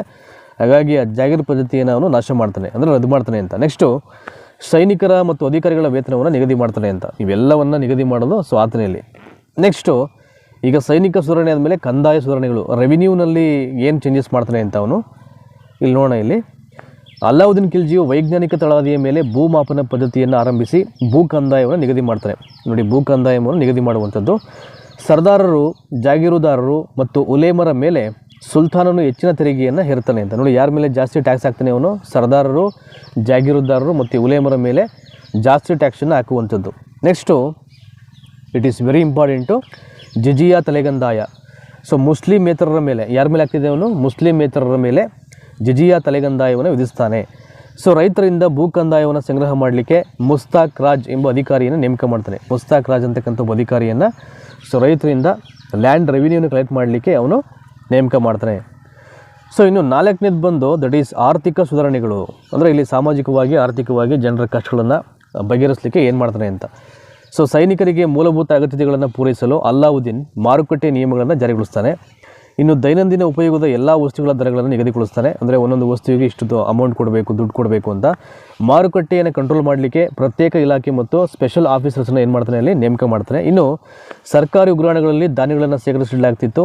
ತುರ್ತು ಸಂದರ್ಭಗಳಾದಂಥ ಕೊರತೆಯ ಸಮಯ ಮತ್ತು ಕ್ಷಾಮಗಳ ಕಾಲುವೆಗಳಿಗಾಗಿ ಇವುಗಳನ್ನು ಸಂಗ್ರಹಿಸಿ ಇಡಲಾಗುತ್ತಿತ್ತು. ನೋಡಿ ಆವಾಗಲೇ ಇತ್ತು ಇವೆಲ್ಲ ಪ್ಲ್ಯಾನು. ಅಂದರೆ ಮುಂಚೆನೇ ಧಾನ್ಯಗಳನ್ನು ಸ್ಟೋರ್ ಮಾಡಿಬಿಟ್ರೆ ಯಾವಾಗಲೂ ಕ್ಷಾಮ ಮತ್ತು ಬರಗಾಲ ಬಂದಾಗ ಅವುಗಳನ್ನ ಎತ್ತಿ ಬಳಸ್ಕೊಂಡು ಆ ಸಂದರ್ಭವನ್ನು ನಮಗೆ ಕಡಿಮೆ ಮಾಡ್ಕೊಳ್ಳಿಕ್ಕೆ ಅನುಕೂಲ ಆಗುತ್ತೆ ಅಂತಕ್ಕಂಥ ಒಂದು ಪೂರ್ವ ಯೋಚನೆಯೊಂದಿಗೆ ಇವೆಲ್ಲವನ್ನು ಮಾಡ್ತಾ ಇದ್ದ ಅಲ್ಲಾವುದ್ದೀನ್ ಖಿಲ್ಜಿ. ಸೊ ನೆಕ್ಸ್ಟು ಈಗ ಮಹಮ್ಮದ್ ಬಿನ್ ತುಘಲಕ್ ಬಗ್ಗೆ ನೋಡೋಣ. ಈಗ ಮಹಮ್ಮದ್ ಬಿನ್ ತುಘಲಕ್ಕು ದೆಹಲಿಯಿಂದ ದೇವಗಿರಿಗೆ ರಾಜಧಾನಿಯನ್ನು ವರ್ಗಾವಣೆ ಮಾಡೋದು ಯಾರಪ್ಪ ಅಂದರೆ ಇಲ್ಲಿ ಮಹಮ್ಮದ್ ಬಿನ್ ತುಘಲಕ್ಕು. ತುಘಲಕ್ ಸಂತತಿಯ ಒಬ್ಬ ಪ್ರಸಿದ್ಧ ದೊರೆ ಏನು ತಪ್ಪಾಗಲ್ಲ ಇದು. ಸೊ ಇಲ್ಲಿ ಮಹಮ್ಮದ್ ಬಿನ್ ತುಘಲಕ್ನನ್ನು ವೈರುಧ್ಯಗಳ ಮಿಶ್ರಣ ಅಂತ ಕರೀತಾರೆ ಅವನ್ನ. ನೋಡಿ ಹಲವಾರು ನೇಮ್ ಹೇಳ್ಬೋದು ಅವನಿಗೆ. ಒಂದು ಹುಚ್ಚು ದೊರೆ, ಇನ್ನೊಂದು ವೈರುಧ್ಯಗಳ ಮಿಶ್ರಣ, ಮತ್ತೊಂದು ಐಲು ದೊರೆ ಅಂತ. ಅವನ ಸ್ಕೀಮ್ಸ್ ಯಾವುದು ಕೂಡ ಎಕ್ಸಿಕ್ಯೂಟ್ ಆಗಲ್ಲ, ಎಲ್ಲವೂ ಪ್ರಾಬ್ಲಮ್ ಆಗುತ್ತೆ ಅದು. ನೆಕ್ಸ್ಟು ದೋಹ ಪ್ರದೇಶದಲ್ಲಿ ತೆರಿಗೆ ಹೆಚ್ಚಲ್ಲ, ಅಲ್ಲಿ ಟ್ಯಾಕ್ಸ್ ಜಾಸ್ತಿ ಮಾಡಿಬಿಡ್ತಾನೆ. ಮಹಮ್ಮದ್ ಬಿನ್ ತುಘಲಕ್ಕು ಹಲವಾರು ಕಾರಣಗಳಿಂದ ದೋಹ ಪ್ರದೇಶದ ಮೇಲೆ ತೆರಿಗೆಯನ್ನು ಜಾಸ್ತಿ ಮಾಡ್ತಾನೆ. ಅದರಿಂದ ಪಾಪ ಜನ ಟ್ಯಾಕ್ಸ್ ಕಟ್ಟಲಿಕ್ಕಾಗಲ್ಲ, ಹಿಂಸೆಗೆ ಒಳಗಾಗ್ತಾರೆ ಅವರು. ನೆಕ್ಸ್ಟು ರೀಸನ್ಸ್, ಕಾರಣಗಳು ಏನಕ್ಕೆ ಜಾಸ್ತಿ ಮಾಡ್ತಾನೆ ಅಂತ ನೋಡಿ. ದೋಹ ಪ್ರದೇಶ ಅಂದರೆ ಯಾವುದು, ಇಲ್ಲಿ ಗಂಗಾ ಮತ್ತು ಯಮುನಾ ನದಿಗಳ ನಡುವಿನ ಫಲವತ್ತಾದ ಭೂಪ್ರದೇಶವಾಗಿರುತ್ತೆ. ದೋಹ ಪ್ರದೇಶದ ಜನ ಹೆಚ್ಚು ಆದಾಯವನ್ನು ಗಳಿಸುತ್ತಿದ್ದರು ಮತ್ತು ಶ್ರೀಮಂತರಾಗಿದ್ದರು. ಆ ಹಿನ್ನೆಲೆಯಲ್ಲಿ ಅಲ್ಲಿನ ಜನರಿಗೆ ಜಾಸ್ತಿ ಟ್ಯಾಕ್ಸನ್ನೇ ಹಾಕುವಂಥದ್ದು ಯಾರೋ ಮಹಮ್ಮದ್ ಬಿನ್ ತುಘಲಕ್ಕು. ಅದಾದಮೇಲೆ ಸೊ ಇದೇ ರೀತಿಯಾದ ಹಲವಾರು ಕಾರಣಗಳಿಂದ ಸುಲ್ತಾನನು ಆ ಪ್ರದೇಶದ ಮೇಲಿನ ತೆರಿಗೆಯನ್ನು ದುಪ್ಪಟ್ಟು ಜಾಸ್ತಿ ಮಾಡ್ತಾನೆ. ಆದರೆ ಮಳೆಯ ಕೊರತೆಯಿಂದ ರೈತರು ಅಸಂತುಷ್ಟರಾಗಿದ್ದ ಸಮಯದಲ್ಲಿ ಇದನ್ನು ಜಾರಿಗೊಳಿಸ್ತಾನೆ. ಇದು ಮೇನ್ ಕಾನ್ಸೆಪ್ಟು. ಎಲ್ಲವೂ ಕೂಡ ಸಮೃದ್ಧಿಯಾಗಿ ಸಂಪದ್ಭರಿತವಾಗಿದ್ದಂಥ ಟೈಮಲ್ಲಿ ಟ್ಯಾಕ್ಸ್ ಹಾಕಿದ್ರೆ ಪ್ರಾಬ್ಲಮ್ ಆಗ್ತಿರಲಿಲ್ಲ.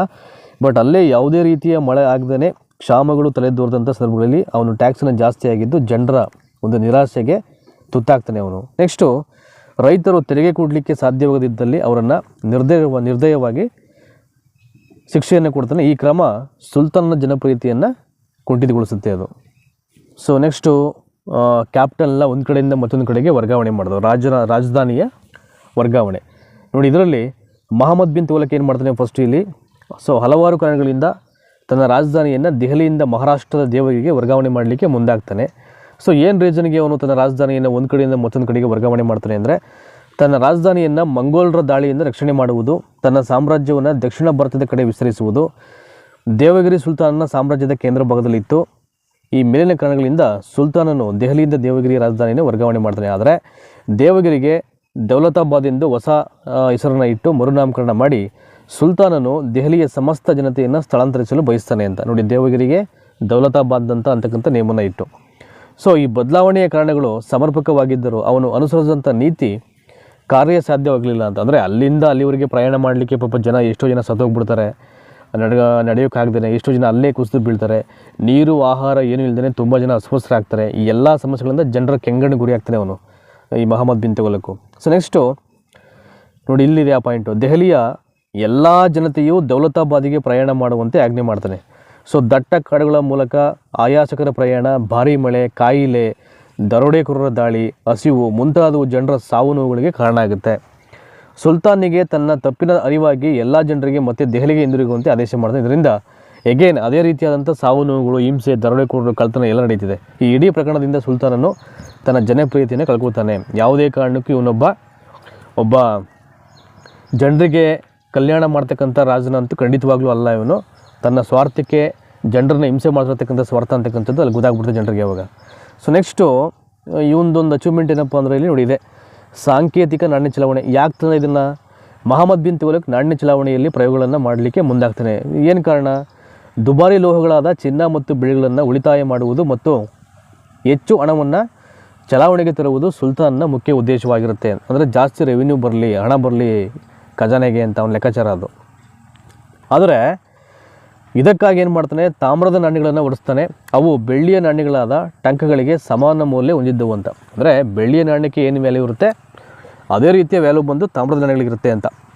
ಈ ತಾಮ್ರದ ನಾಣ್ಯಗಳನ್ನು ಹಚ್ಚು ಹಾಕುವುದು ಸರ್ಕಾರದ ಏಕಸಾಮ್ಯವಾಗಿರುವಂತೆ ಮಾಡಲಿಲ್ಲ. ಇದರಿಂದ ತಾಮ್ರದ ನಕಲಿ ನಾಣ್ಯಗಳ ಪ್ರವಾಹವೇ ಹೆಚ್ಚಾಗುತ್ತೆ ಅಂತ. ಅಂದರೆ ಅಫಿಷಿಯಲಾಗಿ ಯಾರು ಮಾಡಬೇಕು ಅದನ್ನು ಮಾಡಿದ್ರೆ, ಸೊ ಎಲ್ಲರೂ ಅದನ್ನು ಐ ಥಿಂಕ್ ನಾಣ್ಯಗಳನ್ನು ಮಾಡಲಿಕ್ಕೆ ಶುರು ಮಾಡಿಬಿಡ್ತಾರೆ. ಅವಾಗ ಏನಾಗುತ್ತೆ, ಅದರ ವ್ಯಾಲ್ಯೂ ಏನಾಗುತ್ತೆ, ಕಡಿಮೆ ಆಗಿಬಿಡುತ್ತೆ ಅವಾಗ.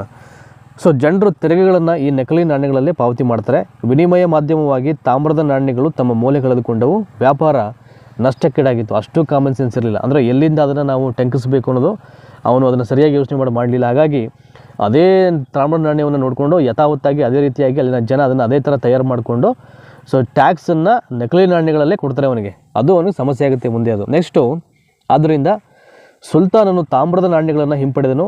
ತಮ್ಮಲ್ಲಿರುವ ತಾಮ್ರದ ನಾಣ್ಯಗಳಿಗೆ ಬದಲಾಗಿ ಜನರು ಚಿನ್ನ, ಬೆಳ್ಳಿ ನಾಣ್ಯಗಳಿಗೆ ಬದಲಾಯಿಸಿಕೊಳ್ಳುವಂತೆ ಹೇಳಲಾಯಿತು. ಇದರಿಂದ ಖಜಾನೆ ಬರಿದಾಯಿತು. ನೆಕ್ಸ್ಟು ಹೀಗೆ ಸುಲ್ತಾನನ ನಾಣ್ಯ ಸುಧಾರಣೆಯು ಸಂಪೂರ್ಣವಾಗಿ ವಿಫಲಗೊಂಡಿತು.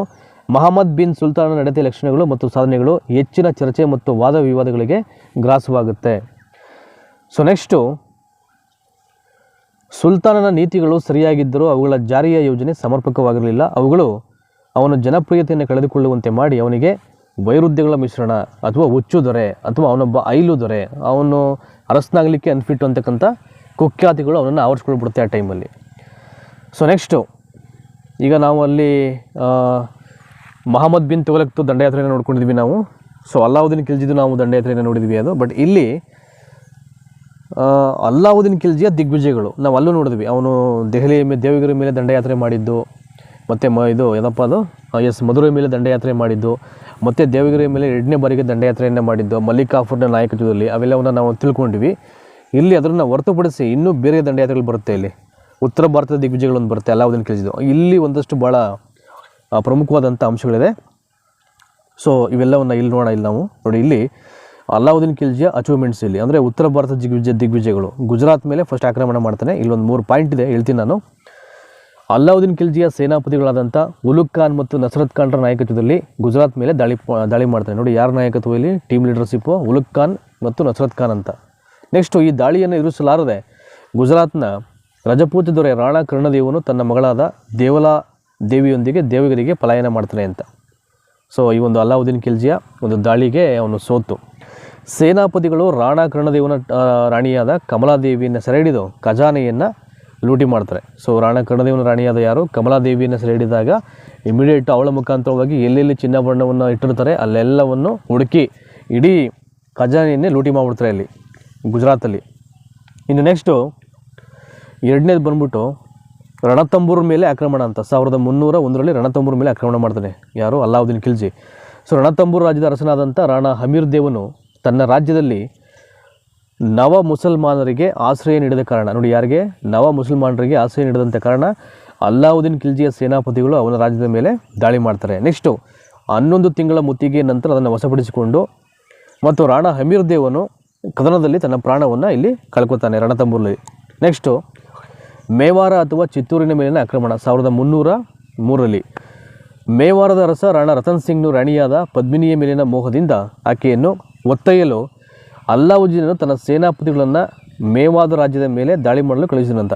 ಮೇವಾರದ ಅರಸ ರಾಣಾ ರತನ್ ಸಿಂಗನು ರಾಣಿಯಾದ ಪದ್ಮಿನಿಯ ಮೇಲಿನ ಮೋಹದಿಂದ ಆಕೆಯನ್ನು ಒತ್ತೊಯ್ಯಲು ಅಲ್ಲಾವುದ್ದೀನನು ತನ್ನ ಸೇನಾಪತಿಗಳನ್ನು ಮೇವಾರ ರಾಜ್ಯದ ಮೇಲೆ ದಾಳಿ ಮಾಡಲು ಕಳುಹಿಸಿದನು. ಆಯಿತಾ. ಸೊ ನೆಕ್ಸ್ಟು, ಮೇವಾರ ರಾಜ್ಯವು ಕದನದಲ್ಲಿ ಸೋಲನ್ನು ಅನುಭವಿಸುತ್ತಿದ್ದಂತೆ ರಾಣಿ ಪದ್ಮಿನಿಯು ತನ್ನ ಸಹಪಾಠಿಗಳೊಂದಿಗೆ ಚೌಹಾರ್ ಪದ್ಧತಿಯನ್ನು ಅನುಸರಿಸಿ ಪ್ರಾಣತ್ಯಾಗ ಮಾಡಿದನು. ಸಹಪಾಠಿಗಳೊಂದಿಗೆ ಚೌಹಾರ್ ಪದ್ಧತಿಯನ್ನು ಅನುಸರಿಸಿ ಪ್ರಾಣತ್ಯಾಗ ಮಾಡ್ತಾನೆ. ಸೊ ನೆಕ್ಸ್ಟು, ಖಿಲ್ಜಿಯ ಸೈನ್ಯವು ಚಿತ್ತೂರನ್ನು ಆಕ್ರಮಿಸಿಕೊಂಡು ಅಲ್ಲಾವುದ್ದೀನ್ ಖಿಲ್ಜಿಯ ಮಗನಾದಂಥ ಕಿಜರ್ ಖಾನನ್ನು ಚಿತ್ತೂರಿನ ರಾಜ್ಯಪಾಲನಾಗಿ ಇಲ್ಲಿ ಮಾಡುತ್ತೆ. ಸೊ ನೆಕ್ಸ್ಟ್ ಏನು ಮಾಡುತ್ತೆ, ಇಲ್ಲಿ ಖಿಲ್ಜಿಯ ಸೈನ್ಯ ಚಿತ್ತೂರನ್ನು ಆಕ್ರಮಣ ಮಾಡ್ಕೊಳ್ತಾರೆ. ಆಕ್ರಮಿಸಿಕೊಂಡ ನಂತರದಲ್ಲಿ ಅಲ್ಲಾವುದ್ದೀನ್ ಖಿಲ್ಜಿಯ ಮಗನಾದಂಥ ಕಿಜರ್ ಖಾನನ್ನು ಚಿತ್ತೂರಿನ ರಾಜ್ಯಪಾಲನಾಗಿ ಅಲ್ಲಿ ನೇಮಕ ಮಾಡ್ತಾರೆ. ಸೊ ನೆಕ್ಸ್ಟು, ಮಂಗೋಲಿಯನ್ಸ್ ಮೇಲೆ ದಾಳಿ ಮಾಡ್ತಾರೆ ಇವರು. ಯಾರು? ಅಲ್ಲಾವುದ್ದೀನ್ ಖಿಲ್ಜಿ 1296ರಿಂದ ಸುಮಾರು 1308 ತನಕ ಈ ಮಂಗೋಲಿಯನ್ಸ್ ಮೇಲೆ ದಾಳಿಯನ್ನು ಮಾಡ್ತಾರೆ. ಸೊ ಅಲ್ಲಾವುದ್ದೀನ್ ಕಾಲದಲ್ಲಿ ಸುಮಾರು 6 ಬಾರಿ ಮಂಗೋಲರು ದೆಹಲಿಯ ಮೇಲೆ ದಾಳಿ ಮಾಡ್ತಾರೆ. ಎಷ್ಟು ಬಾರಿ? 6 ಬಾರಿ ದೆಹಲಿಯ ಮೇಲೆ ದಂಡಯಾತ್ರೆಗೆ ಬರೋದು ಯಾರು? ಮಂಗೋಲಿಯನ್ಸು. 1296ರಿಂದ 308ರವರೆಗೆ ನಡೆದ ಈ ದಾಳಿಗಳನ್ನು ಅಲ್ಲಾವುದ್ದೀನನು ತನ್ನ ಪ್ರಾಣ ಅಥವಾ ತನ್ನ ಚಾಣಾಚಕ್ಷತೆಯಿಂದ ಎದುರಿಸಿ ಯಶಸ್ವಿಯಾದನು. ಅಂದರೆ ಒಂದು ದಂಡಯಾತ್ರೆಯಲ್ಲೂ ಕೂಡ ಅವನು ಸೋಲನ್ನು ಒಪ್ಕೊಳ್ಳಲ್ಲ, ಅವರನ್ನು ಯಶಸ್ವಿಯಾಗಿ ಹಿಮ್ಮೆಟ್ಟಿಸ್ತಾನೆ ಆ ಮಂಗೋಲರ ದಾಳಿಯನ್ನು. ನೆಕ್ಸ್ಟು, ಈಗ ಉತ್ತರ ಭಾರತದ ದಂಡಯಾತ್ರೆ ಆಯಿತು. ಸೊ ನೆಕ್ಸ್ಟು ದಕ್ಷಿಣ ಭಾರತದ ಮೇಲೆ ದಂಡಯಾತ್ರೆ ನಿಮ್ಗೆ ಆವಾಗಲೇ ಹೇಳಿದೆ ನಾನು. ಆ ದೇವಗಿರಿ ಮೇಲೆ ದಂಡಯಾತ್ರೆ ಮಾಡ್ತಾನೆ. ಅಲ್ಲಿ ರಾಜ ಇರ್ತಾನೆ ಕರ್ಣದೇವ, ಅವನು ಕಪ್ಪ ಕಾಣಿಕೆಯನ್ನು ಕೊಡಲಿಕ್ಕೆ ಒಪ್ತಾ ಇರಲ್ಲ. ಹಾಗಾಗಿ ಇಮಿಡಿಯೇಟು ಅವನ ಮೇಲೆ ದಾಳಿಯನ್ನು ಮಾಡ್ತಾನೆ. ಅದಾದಮೇಲೆ ಮತ್ತೆ ಕಪ್ಪ ಕಾಣಿಕೆಯನ್ನು ಕೊಡಲಿಕ್ಕೆ ಅವನು ಒಪ್ಕೊಳ್ತಾನೆ. ಅದೆಲ್ಲ ನಿಮಗೆ ಗೊತ್ತೇ ಇದೆ. ಇನ್ನು ವಾರಂಗಲ್ ಮೇಲೆ ದಾಳಿ, ಮತ್ತು ಮಧುರೈ ಮೇಲೆ ಮತ್ತೆ ಆಕ್ರಮಣ ಮಾಡ್ತಾನೆ 1311ರಲ್ಲಿ. ಮತ್ತು ದೇವಗಿರಿಯ ಮೇಲೆ 2ನೇ ಟೈಮು ಆಕ್ರಮಣ ಮಾಡ್ತಾನೆ. ಅಂದರೆ ಫಸ್ಟ್ ಟೈಮು ದೇವಗಿರಿ ಮೇಲೆ ಆಕ್ರಮಣ ಮಾಡಿದಾಗ ರಾಜ ಕರ್ಣದೇವ ಏನು ಮಾಡ್ತಾನೆ, ನಾನು ನಿಮ್ಗೆ ಹೇಳಿದ ರೀಸನ್ನು, ಕಪ್ಪ ಕಾಣಿಕೆಯನ್ನು ಕೊಡೋದು ರಿಜೆಕ್ಟ್ ಮಾಡ್ತಾನೆ. ಸೊ ಹಾಗಾಗಿ ಅವನು ದಾಳಿ ಮಾಡಿ ಮತ್ತೆ ಕಪ್ಪ ಕಾಣಿಕೆ ಕೊಡೋ ಥರ ಮಾಡ್ತಾನೆ. ಅದಾದಮೇಲೆ ಈ ರಾಜ ಕರ್ಣದೇವನ ಮಗನಾದಂಥ ಇನ್ನೊಬ್ಬ ಶಂಕರದೇವ ಅಂತ ಇರ್ತಾನೆ. ಸೊ ಅವನು ಕೂಡ ಕಪ್ಪ ಕಾಣಿಕೆಯನ್ನು ಕೊಡದೆ ಸುಮಾರು ವರ್ಷಗಳ ಕಾಲ ಅವನು ನಿರಾಕಾರ ಮಾಡ್ತಾನೆ. ಆಗ ಇಮಿಡಿಯೇಟ್ ಏನು ಮಾಡ್ತಾನೆ, ಮಲಿಕ್ ಕಾಫರ್ ಹೆಗೇನ್ ಅವನ ಟೀಮ್ ರೆಡಿ ಮಾಡಿ ಅವನ ಮೇಲೆ ದಾಳಿ ಮಾಡಕ್ಕೆ ಹೋಗ್ತಾನೆ ಶಂಕರದೇವನ ಮೇಲೆ. ಆವಾಗ ಇಡೀ ದೆಹಲಿ ಸೆಲೆ ಏನಾಗುತ್ತೆ, ದೇವಗಿರಿ ಮೇಲೆ ಆಕ್ರಮಣ ಮಾಡುತ್ತೆ. ಸೊ ಮಲಿಕ್ ಕಾಫರ್ ಏನು ಮಾಡ್ತಾನೆ, ಶಂಕರದೇವನನ್ನು ಸೋಲಿಸೋದಷ್ಟೇ ಇಲ್ಲ, ಅವನನ್ನು ಕೊಲೆ ಮಾಡಿ ಇಡೀ ದೇವಗಿರಿ ರಾಜ್ಯವನ್ನು ಅಲ್ಲಾವುದ್ದೀನ್ ಸಾಮ್ರಾಜ್ಯಕ್ಕೆ ಆತ ಅಲ್ಲಿ ವಿಲೀನ ಮಾಡ್ತಾನೆ. ಆಯಿತಾ, ಇದಿಷ್ಟು. ಸೊ ನೆಕ್ಸ್ಟು ಇಲ್ಲಿ ಒಂದು ಭಾಳ ಪ್ರಮುಖವಾಗಿ ಮಹಮ್ಮದ್ ಬಿನ್ ತುಘಲಕ್ನ ಆಡಳಿತ ಪ್ರಯೋಗಗಳನ್ನು ವಿಮರ್ಶಾತ್ಮಕವಾಗಿ ವಿವರಿಸಿ ಅಂತಿದೆ. ಮಹಮ್ಮದ್ ಬಿನ್ ತುಘಲಕ್ನ ಆಡಳಿತ ಪ್ರಭಾವವನ್ನು ವಿಮರ್ಶಾತ್ಮಕವಾಗಿ ವಿವರಿಸಿ. ಇದನ್ನು ಮತ್ತೆ ಮತ್ತೆ ರಿಪಿಟೇಷನ್ ಮಾಡೋದು ಬೇಡ. ಅಂದರೆ ಅವನ ಅಡ್ಮಿನಿಸ್ಟ್ರೇಷನ್ ಪ್ರಯೋಗಗಳು ಏನೆಲ್ಲ ಮಾಡ್ದ ಅಂತ ನಾನು ನಿಮಗೆ ಆವಾಗಲೇ ಹೇಳಿದೆ ನಾನು. ಈಗ ಇಲ್ಲಿ ಸೈನಿಕ ಆಕ್ರಮಣಗಳಲ್ಲಿ ಮಹಮ್ಮದ್ ಬಿನ್ ತುಘಲಕ್ ನಾಗರಕೋಟೆ ಮೇಲೆ ಯಶಸ್ವಿ ದಾಳಿ ಮಾಡ್ತಾನೆ. ಹಿಮಾಲಯದ ತಪ್ಪಲಿನ ಕಾರಾಜಲ್ವರೆಗೂ ತನ್ನ ದಾಳಿಗಳನ್ನು ಮುಂದುವರಿಸ್ತಾನೆ. ಆದರೆ ಅಲ್ಲಿನ ಅತಿಯಾದ ಚಳಿಯಿಂದ ಅವನ ಸೈನ್ಯವು ನಾಶವಾಗುತ್ತೆ. ನೋಡಿ, ಇಲ್ಲಿ ಹಿಮಾಲಯದ ತಪ್ಪಲಿನ ಕಾರಾಜಲ್ವರೆಗೂ ತನ್ನ ದಾಳಿಯನ್ನು ಮುಂದುವರಿಸ್ತಾನೆ. ಈಗ ಹಿಮಾಲಯದ ತಪ್ಪಲು ಅಂದರೆ ಅಲ್ಲಿ ವಾತಾವರಣ ಅಂತಕ್ಕಂಥದ್ದು ಚಳಿಯಾದಂಥ ವಾತಾವರಣ ಇದ್ದೇ ಇರುತ್ತೆ. ಹಾಗಾಗಿ ಅಲ್ಲಿ ಅತಿಯಾದ ಚಳಿಯಿಂದಾಗಿ ಅವನ ಇಡೀ ಸೈನ್ಯ ಏನಾಗುತ್ತೆ, ಅಲ್ಲಿ ನಾಶ ಆಗುತ್ತೆ. ಅದಾದಮೇಲೆ ಕಂಪಿಲಿ ರಾಯ ಮತ್ತು ಹೊಯ್ಸಳ ವೀರ ಬಲ್ಲಾಳನ ವಿರುದ್ಧವೂ ಕೂಡ ಅವನು ದಾಳಿ ಮಾಡ್ತಾನೆ. ಇವನ ಕಾಲದಲ್ಲಿ ಹಲವಾರು ಹಿಂದೂ ಮುಖಂಡರು ಮತ್ತು ಮುಸ್ಲಿಂ ಪ್ರಾಂತೀಯ ರಾಜ್ಯಪಾಲರುಗಳು ಅನೇಕ ದಂಗೆಗಳಾಗುತ್ತೆ ಅವರ ವಿರುದ್ಧವಾಗಿ ಅಥವಾ ಅವರ ಮೇಲೆ. ಇಲ್ಲಿ ಇನ್ನು ದೋ ಪ್ರದೇಶ, ಗಂಗಾ ಮತ್ತು ಯಮುನಾ ಪ್ರದೇಶ ಏನಿರುತ್ತೆ ಅಲ್ಲಿ ಜಾಸ್ತಿ ಟ್ಯಾಕ್ಸನ್ನು ಏರ್ಬಿಡ್ತಾನೆ ಜನರ ಮೇಲೆ. ಬಟ್ ಪ್ರಾಬ್ಲಮ್ ಏನಾಗುತ್ತೆ ಅಂದರೆ ಟ್ಯಾಕ್ಸ್ ಏರೋ ಸರಿ ಅವನು. ಬಟ್ ಆದರೆ ಮಳೆ ಬರೆದಂಥ ಟೈಮಲ್ಲಿ, ಬರಗಾಲ ಇದ್ದಂಥ ಟೈಮಲ್ಲಿ, ಕ್ಷಾಮಗಳ ಟೈಮಲ್ಲಿ ಅವನಿಗೆ ಜಾಸ್ತಿ ಟ್ಯಾಕ್ಸ್ ಹಾಕ್ಬಿಡ್ತಾನೆ. ಬಟ್ ಅವರು ಮಳೆಯಾಗಿ ಸಂಪದ್ಭರಿತವಾಗಿ ಸಮೃದ್ಧಿಯಾಗಿದ್ದಂಥ ಟೈಮಲ್ಲಿ ಟ್ಯಾಕ್ಸ್ ಹಾಕಿದ್ರೆ ಅವ್ರು ಕಟ್ತಾ ಇದ್ರು ಮೇ ಬಿ. ಸೊ ತುಂಬ ಸಮಸ್ಯೆ ಇರ್ತಕ್ಕಂಥದ್ದು ಟೈಮಲ್ಲಿ ಟ್ಯಾಕ್ಸನ್ನು ಜಾಸ್ತಿ ಹಾಕಿ ಅಂದಾಗ ಅಲ್ಲಿನ ಜನ ಮತ್ತು ರೈತರು ತತ್ತರಿಸಿ ಹೋಗ್ಬಿಡ್ತಾರೆ, ಹಣವನ್ನು ಟ್ಯಾಕ್ಸನ್ನೇ ಕಟ್ಟಲಿಕ್ಕಾಗದೆ. ಹಾಗಾಗಿ ಜನರ ಕೆಂಗಣ್ಣಿಗೆಲ್ಲ ಆಟೋಮ್ಯಾಟಿಕ್ಕಾಗಿ ಅವನು ಇಲ್ಲಿ ಗುರಿ ಆಗಿಬಿಡ್ತಾನೆ ಇಲ್ಲಿ.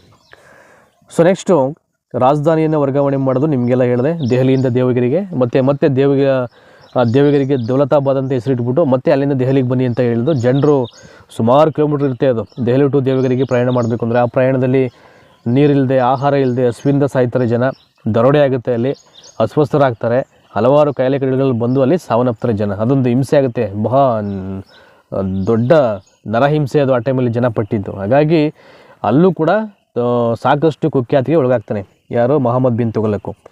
ಸೊ ಆಯಿತಾ, ಸೇಮ್ ಅದರ ರಿಪಿಟೇಷನ್ ಆಗುತ್ತೆ. ಇನ್ನು ಅದು ಬಿಟ್ಟರೆ ಸಾಂಕೇತಿಕ ನಾಣ್ಯ ಪದ್ಧತಿ ಅಂತ ಅಂದರೆ ಬೆಳ್ಳಿಯ ನಾಣ್ಯಗಳಿಗೆ ಬದಲಾಗಿ ಅದೇ ಮುಖಬೆಲೆ ಇರತಕ್ಕಂಥ ತಾಮ್ರದ ನಾಣ್ಯವನ್ನು ಪ್ರಯೋಗ ಮಾಡ್ತಾನೆ. ಆಯಿತಾ, ಅದರ ವ್ಯಾಲ್ಯೂಸು ಅವಾಗೇನಾಗುತ್ತೆ, ನಾಣ್ಯಗಳ ಚಲಾವಣೆ ಜಾಸ್ತಿ ಆಗ್ತಾ ತನ್ನ ಮೌಲ್ಯವನ್ನು ಕಳ್ಕೊಳ್ಳುತ್ತೆ. ಮತ್ತು ಮತ್ತೊಂದು ನಾಣ್ಯವನ್ನು ಪ್ರಯೋಗ ಮಾಡಲಿಕ್ಕೆ ಹೇಳ್ತಾನೆ. ಬಟ್ ಅದು ಎಲ್ಲಿಂದ ಅಫಿಷಿಯಲ್ ಆಗಿ ಅದು ಐ ಥಿಂಕ್ ಅಧಿಕೃತವಾಗಿ ಬರಬೇಕು ಸರ್ಕಾರದಿಂದ ಅಂತ ಅದನ್ನು ಅಚ್ಚೆ ಹಾಕಿಸ್ತೇನೆ, ಅದನ್ನು ಮೊದಲು ಟಂಕಿಸ್ತೇನೆ. ಅದೇನಾಗುತ್ತೆ ಏನು ಹೇಳಿದ್ರೆ ಇವನು ನೇರವಾಗಿ ಚಲಾವಣೆಗೆ ಬಿಡ್ತಾನೆ ಇದ್ದಾನೆ. ಅವಾಗ ಏನಾಗುತ್ತೆ, ಜನ ಅದೇ ರೀತಿಯ ನಾಣ್ಯವನ್ನು ನಕಲು ಮಾಡಿ ಅವನ ಸಾಮ್ರಾಜ್ಯಕ್ಕೆ ಜನ ತೆರಿಗೆಯನ್ನು ನಕಲು ನಾಣ್ಯವನ್ನು ಬಳಸ್ಕೊಂಡು ಅಲ್ಲಿ ಟ್ಯಾಕ್ಸನ್ನು ಪೇ ಮಾಡ್ತಾರೆ. ಅದು ಕೂಡ ಒಂದು ಸಮಸ್ಯೆ ಆಗುತ್ತೆ ಅವನಿಗೆ. ಆಗಲೂ ಕೂಡ ತನ್ನ ತಪ್ಪನ್ನು ಅರಿವಾಗಿ ಅಲ್ಲೂ ಅವನ ಯೋಜನೆ ಏನಾಗುತ್ತೆ, ವಿಫಲ ಆಗುತ್ತೆ. ಸೊ ಹೀಗಾಗಿ ಅವನ್ನ ವೈವಿಧ್ಯಗಳ ಮಿಶ್ರಣ ಅಂತಾರೆ, ಹುಚ್ಚು ದೊರೆ ಅಂತ ಕರೀತಾರೆ, ಐಲು ದೊರೆ ಅಂತ ಕರೆಯೋದುಂಟು, ಇವೆಲ್ಲವೂ ಇದೆ. ಹಾಗಾಗಿ ನೋಡಿ ಇಲ್ಲಿ ಕೊನೆಯದಾಗಿ ದೆಹಲಿ ಸುಲ್ತಾನರ ಕಾಂಟ್ರಿಬ್ಯೂಷನ್ ಇದು ನೋಡೋಣ. ಈಗ it is very important. Delhi ಸುಲ್ತಾನರ ಕಾಂಟ್ರಿಬ್ಯೂಷನ್ ಏನು ಅಂತ, ಕೊಡುಗೆ ಏನು ಅಂತ. ದೆಹಲಿ ಸುಲ್ತಾನ್ ರಾಜ್ಯದ ಆಡಳಿತ ಪದ್ಧತಿ, ಅವರ ಅಡ್ಮಿನಿಸ್ಟ್ರೇಷನ್ ಸಿಸ್ಟಮ್ ಹೆಂಗಿತ್ತು ಅಂತ. ದೆಹಲಿ ಸುಲ್ತಾನರ ರಾಜ್ಯವು ದೇವಪ್ರಭುತ್ವವಾಗಿತ್ತು. ಶರಿಯತ್ ರಾಜ್ಯದ ನಿಯಮಗಳಾಗಿದ್ದವು.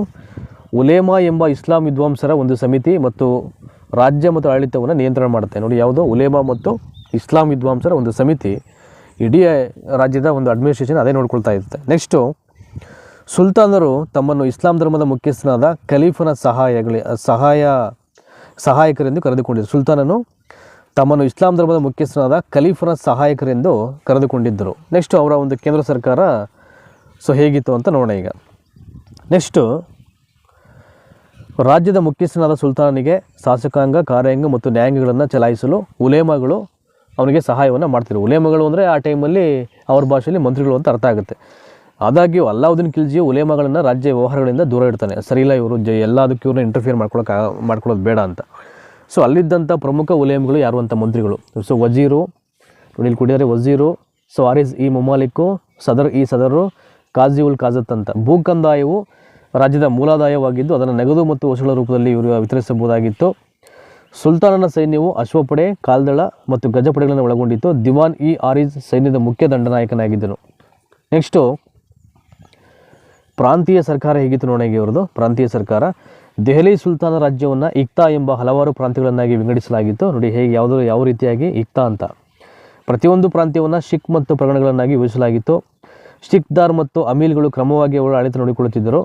ಗ್ರಾಮವು ಆಡಳಿತ ಪ್ರಾಥಮಿಕ ಘಟಕವಾಗಿತ್ತು. ಅದು ಪರಂಪರಾಗತ ಅಧಿಕಾರಿಗಳಾದ ಚೌಧರಿ, ಪಟ್ಟಾರಿ ಮತ್ತು ಚೌಕಿದಾರ್ ಮುಂತಾದವುಗಳನ್ನು ಹೊಂದಿತ್ತು ಅಂತ. ನೆಕ್ಸ್ಟು, ಸಾಹಿತ್ಯ ನೋಡೋಣ ಈಗ. ದೆಹಲಿ ಸುಲ್ತಾನ ಕಾಲವು ಪರ್ಷಿಯನ್ ಮತ್ತು ದೇಶೀಯ ಭಾಷಾ ಸಾಹಿತ್ಯದ ಅಭಿವೃದ್ಧಿಗೆ ಸಾಕ್ಷಿಯಾಗಿತ್ತು. ಅಮೀರ್ ಖುಸ್ರು ಅತ್ಯಂತ ದೊಡ್ಡ ಬರಹನಾಗಿರೋದು. ಅವನನ್ನು ಭಾರತದ ಗಿಣಿ ಅಂತ ಕರೀತಾರೆ ಇಲ್ಲಿ, ಅಮೀರ್ ಖುಸ್ರುವನನ್ನು. ಇವನು ಕಜ್ಜಾನ್ ಉಲ್ ಪದುಹ್ ಮತ್ತು ಶಾರಿಕ್ ಇ ಆಲಯ್ ಎಂಬ ಕೃತಿಯನ್ನು ರಚನೆ ಮಾಡ್ತಾನೆ. ಇದನ್ನು ಕೇಳ್ತಾರೆ ನಿಮಗೆ, ಅಮೀರ್ ಖುಸ್ರುವಿನ ಕೃತಿಗಳನ್ನು ಹೆಸರಿಸಿ ಅಥವಾ ಆಯ್ಕೆ ಮಾಡಿ ಅಂತ. ಒಂದು ಕಜ್ಜಾನ್ ಉಲ್ ಪುದುಹ್ ಮತ್ತು ತಾರಿಕ್ ಇ ಆಲಯ್ ಅಂತಕ್ಕಂಥ ಕೃತಿಗಳನ್ನು ಅವನು ರಚನೆ ಮಾಡ್ತಾನೆ. ಇನ್ನು ಜಿಯಾವುದ್ದೀನ್ ಬರಾನಿ ಮತ್ತು ಇಬನ್ ಬತೂತ ತೊಗಲಕ್ ಕಾಲದ ಪ್ರಸಿದ್ಧ ಇತಿಹಾಸಕಾರರು. ನೋಡಿ ಯಾರು, ಜಿಯಾವುದ್ದೀನ್ ಬರಾನಿ ಮತ್ತು ಇಬನ್ ಬತೂತ ಇಡೀ ತೊಗಲಕ್ ಕಾಲದಲ್ಲಿ ಪ್ರಸಿದ್ಧ ಇತಿಹಾಸಕಾರರಾಗಿರ್ತಾರೆ ಅವರು. ಇನ್ನು ಈ ಕಾಲದಲ್ಲಿ ಆರಂಭವಾದಂಥ ಭಕ್ತಿ ಚಳುವಳಿ ಸ್ಥಳೀಯ ಭಾಷಾ ಸಾಹಿತ್ಯಗಳ ಬೆಳವಣಿಗೆಗೂ ಅವಕಾಶ ಕಲ್ಪಿಸುತ್ತೆ. ಚಾಂದ್ ಬರ್ದಾಯಿ ಅವನು ಬರೆದಿರ್ತಕ್ಕಂಥ ಗ್ರಂಥ ಯಾವುದು, ಪೃಥ್ವಿರಾಜ ರಾಸು ಅಂತ. ಮತ್ತು ಮಹಮ್ಮದ್ ಜೈಸಿ ಪದ್ಮಾವತ್ ಅಂತಕ್ಕಂಥ ಗ್ರಂಥಗಳನ್ನು ರಚನೆ ಮಾಡ್ತಾರೆ. ಚಾಂದ್ ಬರ್ದಾಯಿ ಬರೋದು ಇದು ಅಲ್ಲಾವುದ್ದೀನ್ ಖಿಲ್ಜಿಯ ಕಾಲಘಟ್ಟದಲ್ಲೇ ಅವನು, ಅಂದರೆ ದೆಹಲಿ ಸುಲ್ತಾನರಲ್ಲಿ ಅವನು ಬರೆಯೋದು ಪೃಥ್ವಿರಾಜ ರಾಸು. ಅದು ಬಿಟ್ಟರೆ ಮಹಮ್ಮದ್ ಜೈಸಿ ಅಂತಕ್ಕಂಥವನು ಒಬ್ಬ ಸಾಹಿತಿ. ಅವನು ಪದ್ಮಾವತ್ ಅಂತಕ್ಕಂಥ ಗ್ರಂಥವನ್ನು ರಚನೆ ಮಾಡ್ತಾನೆ. ಇನ್ನು ಈ ಕಲೆ ಮತ್ತು ವಾಸ್ತುಶಿಲ್ಪಕ್ಕೆ ಇವ್ರ ಕೊಡುಗೆ ಏನು ಅಂತ, ದೆಹಲಿ ಸುಲ್ತಾನರ ಕೊಡುಗೆ ಯಾವ ಥರ ಇತ್ತು ಅಂತ, ಕಲೆ ಮತ್ತು ವಾಸ್ತುಶಿಲ್ಪಕ್ಕೆ. ಭಾರತೀಯ ವಾಸ್ತುಶಿಲ್ಪ ಪರಂಪರೆಯನ್ನು ದೆಹಲಿ ಸುಲ್ತಾನರು ಸಮೃದ್ಧಿಗೊಳಿಸ್ತಾರೆ. ಇಂಡೋ ಇಸ್ಲಾಮಿಕ್ ಎಂಬ ಹೊಸ ವಾಸ್ತುಶೈಲಿಯ ಬೆಳವಣಿಗೆಗೆ ಅವರು ಕಾರಣ ಆಗ್ತಾರೆ. ಹಿಂದೂ ಮತ್ತು ಇಸ್ಲಾಂ ಧಾರ್ಮಿಕ ವಿಚಾರಗಳ ಸಮ್ಮಿಲನವನ್ನು ಅವರು ರೆಪ್ರೆಸೆಂಟ್ ಮಾಡ್ತಾರೆ. ನೋಡಿ ಏನು ನಿರ್ಮಾಣ ಆಗಿರುತ್ತೆ ಅವ್ರ ಕಾಲದಲ್ಲಿ, ಮಿನಾರ್ಗಳು, ಅಂದರೆ ಮಿನಾರ್ ಮಾಡಿದ್ದು ಯಾರಪ್ಪ ಅಂದರೆ ಕುತುಬುದ್ದೀನ್ ಐಬಕ್, ಅದನ್ನು ಪೂರ್ಣಗೊಳಿಸ್ತಾನು ಇಲ್ತಮಸ್ಸು. ಇನ್ನು ಗುಮ್ಮಟಗಳು, ಸೊ ಅದನ್ನು ಬಿಟ್ಟರೆ ಹಜಾರಗಳು, ಬೃಹತ್ ಹೆಬ್ಬಾಗಿಲುಗಳು ಮುಂತಾದವು ಇಂಡೋ ಇಸ್ಲಾಮಿಕ್ ಸ್ಮಾರಕಗಳ ಪ್ರಮುಖ ಲಕ್ಷಣಗಳು. ನೋಡಿ ಈ ಇಂಡೋ ಇಸ್ಲಾಮಿಕ್ ಸ್ಮಾರಕಗಳ ಪ್ರಮುಖ ಲಕ್ಷಣವಾಗಿರುತ್ತೆ ಅಂತ ಇವೆಲ್ಲವು, ಮಿನಾರ್ಗಳು, ಗುಮ್ಮಟಗಳು, ಹಜಾರಗಳು, ಬೃಹತ್ ಹೆಬ್ಬಾಗಿಲು. ಈ ಕಾಲದ ಪ್ರಮುಖ ಸ್ಮಾರಕಗಳು ಯಾವುದಪ್ಪ ಅಂದರೆ ಅವತ್ತು ನಿರ್ಮಾಣ ಆಗಿದ್ದು ದೆಹಲಿ ಸುಲ್ತಾನರ ಕಾಲದಲ್ಲಿ. ಮೊದಲನೇದು ದೆಹಲಿಯ ಕುವಾತ್ ಉಲ್ ಇಸ್ಲಾಂ ಮಸೀದಿ ಅಂತ. ಅದು ಬಿಟ್ಟರೆ ನೋಡಿ ಇಲ್ಲಿದೆ ಕುವಾತ್ ಉಲ್ ಇಸ್ಲಾಂ ಅಂತ. ಅದು ಬಿಟ್ಟರೆ ಅಜ್ಮೀರದ ಅಡೈ ದಿನ್ ಕಾ ಜೋಂಪ್ರಾ ಅಂತ. ಇನ್ನು ದೆಹಲಿಯ ಕುತುಬ್ ಮಿನಾರು, ದೆಹಲಿಯ ಹಜಾರ್ ಸಿತಾಮ್, ಸಿರಿಯಾ ಕೋಟೆ, ಅಲೈ ದರ್ವಾಜ ನಿರ್ಮಾಣ ಮಾಡಿದ್ದು ಅಲ್ಲಾವುದ್ದೀನ್ ಖಿಲ್ಜಿ. ಅದೊಂದು ಬಾಗಿಲು ಅದು ಅಲೈ ದರ್ವಾಜ ಅಂದರೆ. ಸೊ ನೆಕ್ಸ್ಟು ಇನ್ನು ಫಿರೋಜ್ ತುಘಲಕ್, ಅದನ್ನು ಬಿಟ್ಟರೆ ಇಲ್ಲಿ ನೋಡಿ ಇಲ್ಲಿದೆ, ಇಲ್ಲಿ ತುಘಲಕ್ ಫಿರೋಜಾಬಾದು, ಫತೇಹಾಬಾದು, ಹಿಸ್ಸಾರು ಮತ್ತು ಜಾನ್ಪುರ್ ಎಂಬ ನಗರಗಳನ್ನು ನಿರ್ಮಾಣ ಮಾಡ್ತಾನೆ. ಯಾರು, ಫಿರೋಜ್ ಶಾ ತುಘಲಕ್ ಫಿರೋಜಾಬಾದು, ಫತೇಹಾಬಾದು, ಹಿಸ್ಸಾರು ಮತ್ತು ಜಾನ್ಪುರ್ ಅಂತಕ್ಕಂಥ ನಗರಗಳನ್ನು ಈತ ನಿರ್ಮಾಣ ಮಾಡ್ತಾನೆ, ಫಿರೋಜ್ ಶಾ